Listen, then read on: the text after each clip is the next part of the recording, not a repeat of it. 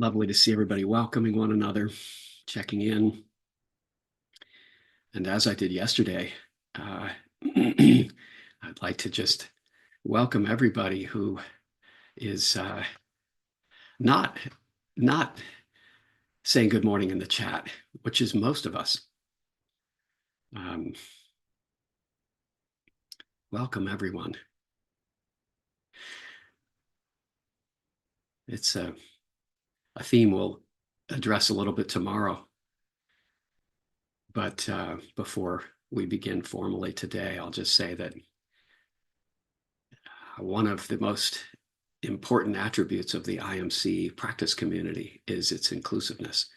And so I like to recognize that there's a lot of us just sitting in without chatting, and that we're part of the in-group too.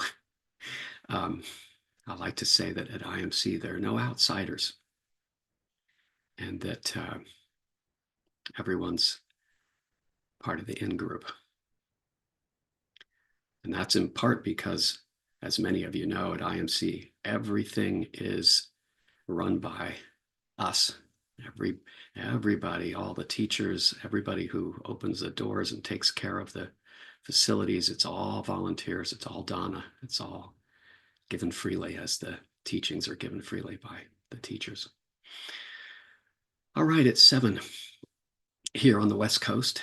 And been enjoying thinking about today since yesterday. We'll continue with this theme of the Buddha's smile, the smile that develops in the meditation as a result of the deepening of the meditation. We establish and cultivate the conditions for the deepening of the meditation, and with its deepening, we can expect 5 knowledges to arise. This is the theme of the text that guides us this week. And the 4th of these knowledges is, I'm going to read it here. It's a really interesting one in the original language in which it's presented. Can I find it? No, where did it go? Okay.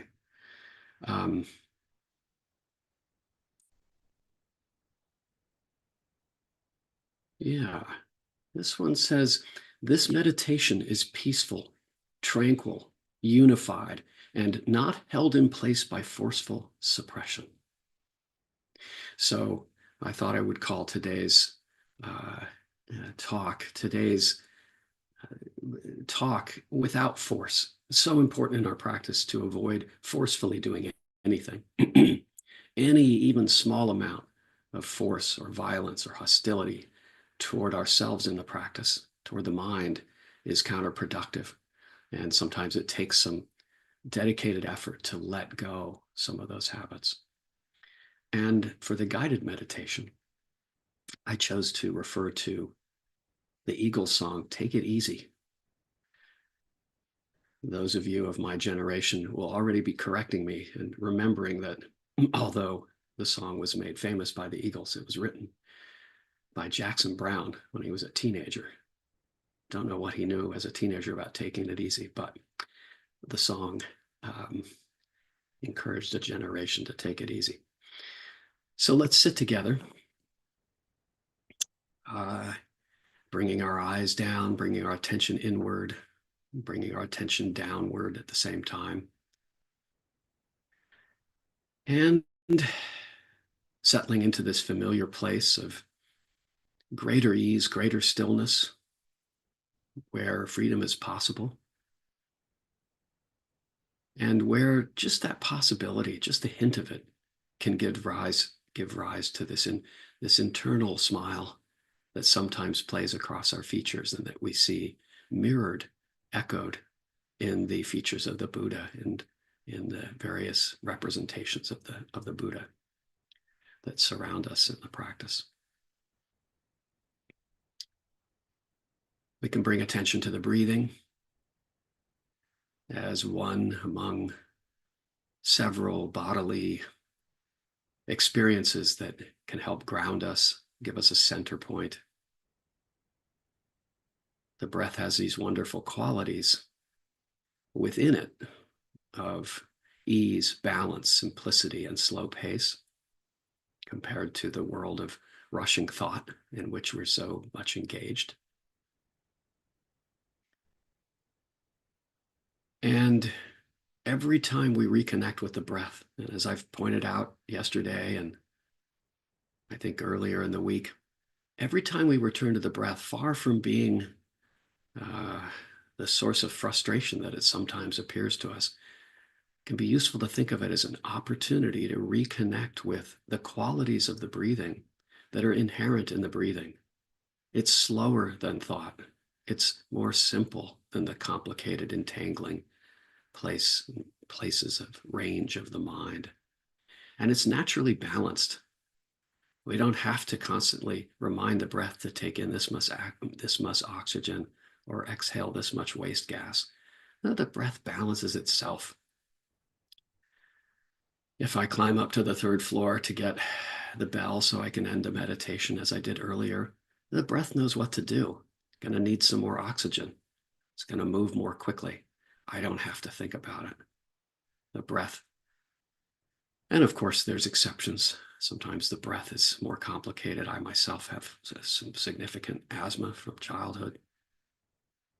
But in general, the breath is simple, slow, and balanced compared to the world of thought. So settle in with the breath. And today, take it easy. Don't let the sound of your own wheels drive you crazy, in the words of the song, if I remember them correctly. And today we can take this as a way to return to the breathing. We return to the breath without hurry, with gentleness. We don't need to engage in I've drifted away from the breath. The mind has wandered away from the breath, or the mind has become all tight around, contracted around thinking about the future, the past, other people, myself. We can just notice that the mind is thus.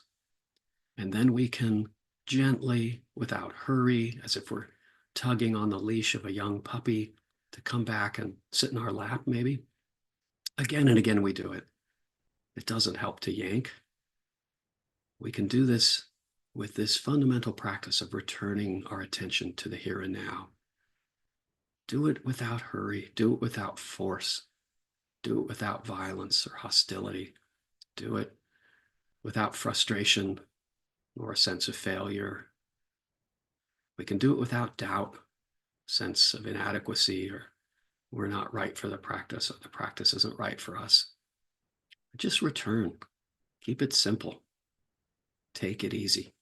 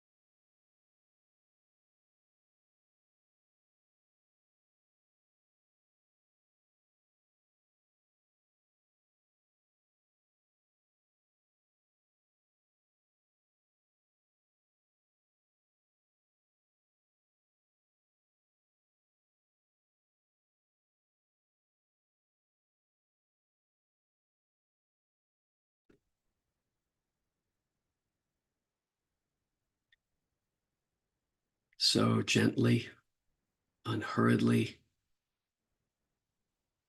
without force, perhaps almost without trying.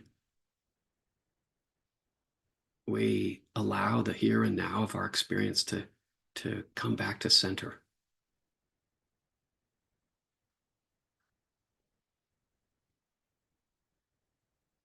As we do this fundamental practice in the meditation of opening our attention back up to the here and now when the mind becomes contracted and tight around thought, planning for the future, thinking about the past, thinking about other people, thinking about ourselves. We can bring attention back to the here and now. We can open attention back up more broadly to our experience in this moment in a way that's gentle, a way that has no force, no violence, no judgment in it. And this is so much more important than it seems. This fundamental instruction, in a way, has all the teachings in it. To be fully present with our experience without adding anything extra.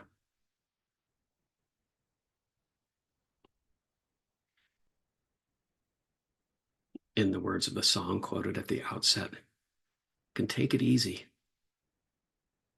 We can avoid letting the sound of our own wheels drive us crazy.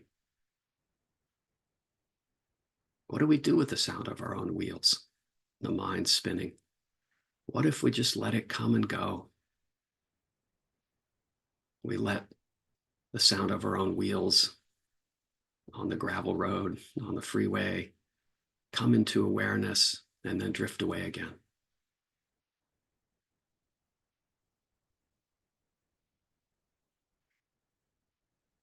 As we come to the end of the meditation, we can take this attitude of taking it easy, allowing our experience to arise so that we can let it in and let it go.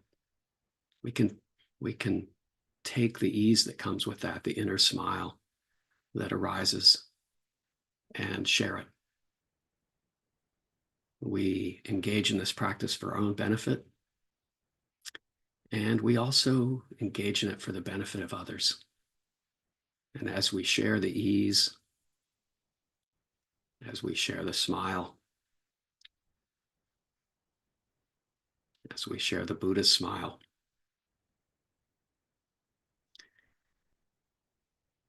we're giving something away, perhaps, but it's not in the giving away diminishing our own ease, contentment in the practice. May all beings share in this contentment and the potential to be awake. May all beings be free.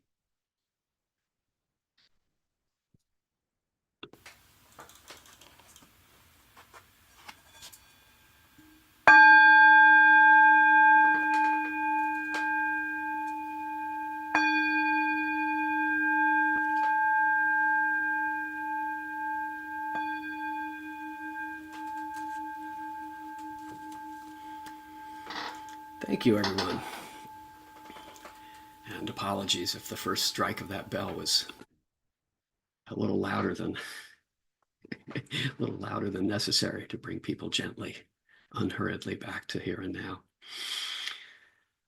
Good morning again, welcome. And in the chat, I want to acknowledge, I see some dear old friends and very much appreciate the gesture of practicing together. I see dear old friends of my mother's also and acknowledge their presence. And again, I want to acknowledge all those of us who aren't engaging in the chat as it scrolls up. So we return to the teachings of this week, the 5 knowledges or understandings that arise as the meditation deepens. The text encourages us to cultivate and deepen the meditation practice, and then just notes that as we do so, 5 understandings about the meditation arise naturally. And I think I've been sort of drawing attention this week to how each of these five help further deepen the practice. Not surprisingly, this is part of the momentum that we create in the practice, that as we bring attention to these understandings as they arise, we further strengthen that tendency, that propensity in our minds, in our lives, to move toward greater freedom. Sometimes people, I'm going to just riff on that for a second, leaving my notes for a moment, notes on the back of my iPhone, to say that sometimes people ask or wonder, well, when we teachers say things like cultivate in the practice, what does that mean? How does that happen? There may be many ways it happens, through study, one way it happens in the meditation practice is simply a function of how our brains work, that as we bring attention to wholesome mind states, that strengthens them. So going back to the first day, when we notice that the pleasure that comes up in the meditation is wholesome, that it doesn't depend on outside conditions, exterior conditions, that it's onward leading, that it points towards greater ease. As we notice that and bring it into mind and hold it there, it's stronger and it creates forward momentum. So today, the knowledge that arises in the meditation is, and let me see if I can quote the text again. Where did it go? This immersion, this meditation as it deepens is peaceful and tranquil and unified, and it's not held in place by forceful suppression. And this is the message today, that this tranquility, the unification of mind, the collectedness of mind that develops in the meditation isn't a result of force, but rather of letting go. And have sort of roughly three things that come up for me as I thought about this morning with my cup of coffee. One is that for many of us gathered here, how we got here, how we got where we did in life, our professional accomplishments, our successful raising of children, or whatever it is that we've done, usually resulted from a pattern of engagement with life that has in it quite a bit of striving, quite a bit of planning, quite a bit of effortful setting and attaining of objectives and goals, which is wonderful that the mind can do those things. In this practice, there's a way in which we move into an alternate kind of world where the balance between effort and allowing is shifted noticeably toward allowing. And in this way, too, we, in the meditation and in our practices, we're taking it easy. We're letting things arise instead of trying to force things to arise. And you can notice this throughout the meditation practice, that we provide a certain amount of discipline. We come and sit. We come and sit together at 7 a.m. or earlier or later, depending on where you are. And in doing that, we exert a certain amount of discipline and effort to create the conditions for the meditation to deepen. But then we let the meditation deepen on its own. And this knowledge comes to us that, oh, it's in letting go. It's an allowing experience to arise and pass, like those tires on a gravel road. Now I'm mixing songs from the 70s and the 90s, the Eagles or Jackson Brown with Lucinda Williams. Nonetheless, we let that sound of tires on the road come and go instead of driving us crazy. And we do that by allowing it to come up. We don't try to keep it from experience, and then we let go. So this is part of an important part of the balance of the practice.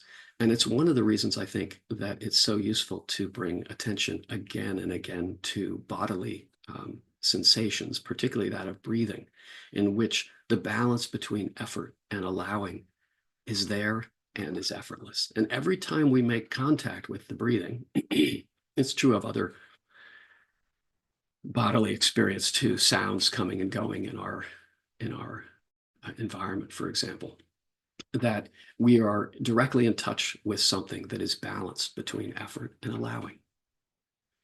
And as we bring our mind again and again back in touch with the breathing, for example, a little bit of that attitude, if you will, of the breath rubs off on the mind. Oh, the mind can enjoy finding this place of rest in a balance of efforting and allowing. I put a little effort in here to gently, unhurriedly tug attention back to the breath, and then I let go. Also, I allow that experience to arise, to be known. Okay, the mind's off planning. There's some awareness that, oh, okay, there's that happening.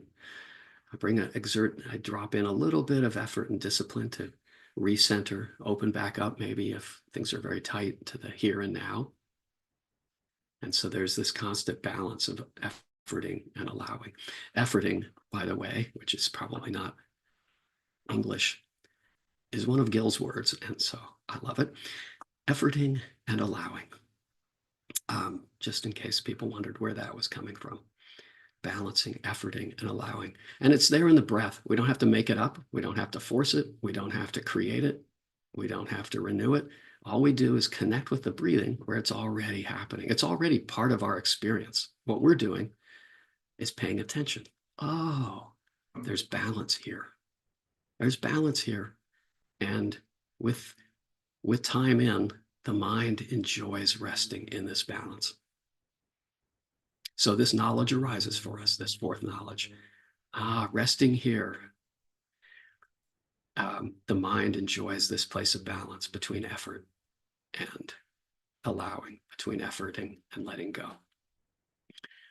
So that's the first thing I might say. The second thing is this idea of no force. I think one way to just know this is that it's not at all uncommon. I think it's probably universal, particularly at the beginning of practice, that when we become aware that the mind has wandered, we have a voice inside. Again, it's sometimes that voice of professional accomplishment out there that says, dang, I'm lost. I didn't do it right. I need to I need to pull the attention back to the breath. Dang it. Sometimes we use more forceful language again and again, once again. And it's very easy for thoughts to come in like, oh, it's not working today, or it's not working ever, or it's not right for me, or all those little things that come in. And I think it can be useful to notice that in bringing the mind back to, or attention back to the breathing, there can sometimes be quite a bit of force exerted. And that's force we can let go of over time. And this takes practice to just go, oh, almost without effort. And as you do this more and more, those of you who've been doing this a while, you know that attention can come back to the breathing almost without effort, almost without any trying happening. It's just like, oh, where's center, recentering. There's no reason it should be any different. And this is the thing to keep in mind, teaching I share that's come to me in my practice from Gil, is that nothing is out of place in the practice, in the meditation. There's nothing that comes up that doesn't belong here. Nothing needs to be pushed away. Nothing needs to be excluded. It's all legitimate part of the practice. When we really lean into this, we return to the breath with a sense of courseness. That's a word I'm making up, actually. Of courseness. It's just like, of course, I come back to center now. Doesn't mean that anything's gone wrong. Doesn't mean that I have done anything wrong. Doesn't mean that the practice isn't working. It's just part of what's here now.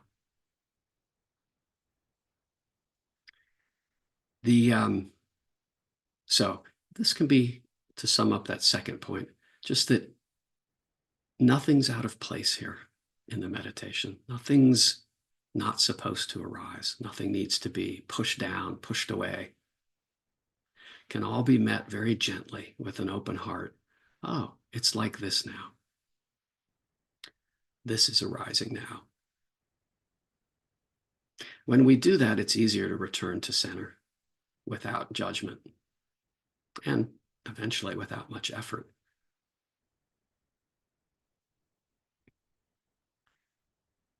Final thing, this idea of that this knowledge includes in it, this idea that this meditation that doesn't benefit from forceful action of the mind is that the meditation is unified in some way, that it's collected, that it brings together and holds together.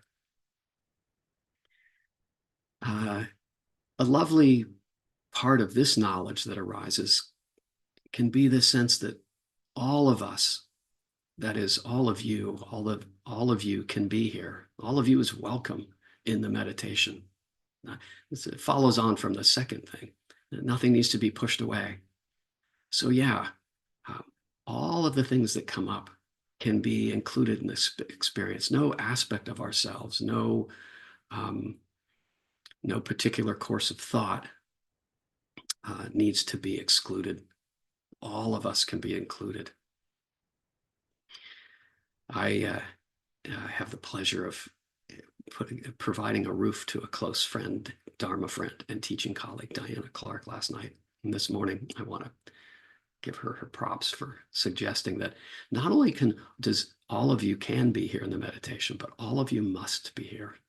And this is a really lovely idea, that one thing we recognize, I think, and this is part of this fourth knowledge arising as a natural product of the meditation deepening, is the recognition that all of us has to be included here for the meditation to keep getting deeper. And maybe without any force in that, just recognizing that all of it is here, all of it has its place here, all of it, in a sense, must be included, and included gently, included without force. So this simple instruction that we receive, and that as teachers we share, of returning attention to the breath, and the classic formulation is to bring the breath bring attention back to the breath when the mind has wandered away. Just a metaphor, the mind doesn't go anywhere. But this instruction, which seems so basic, I would never say basic, it's foundational. It has all the teaching in it, that the way we interact with our experience, including this experience of mind, the way we interact with it is the practice. And we can do so in a way that's free, where we know, oh, the mind is like this now. It's agitated, say, or it's at rest. We know that. And as we become more familiar with that, we recognize that the mind has a preference for ease.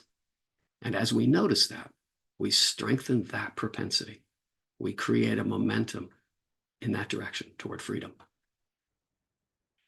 So to return attention to the breath when the mind has wandered. How we do it is critically important.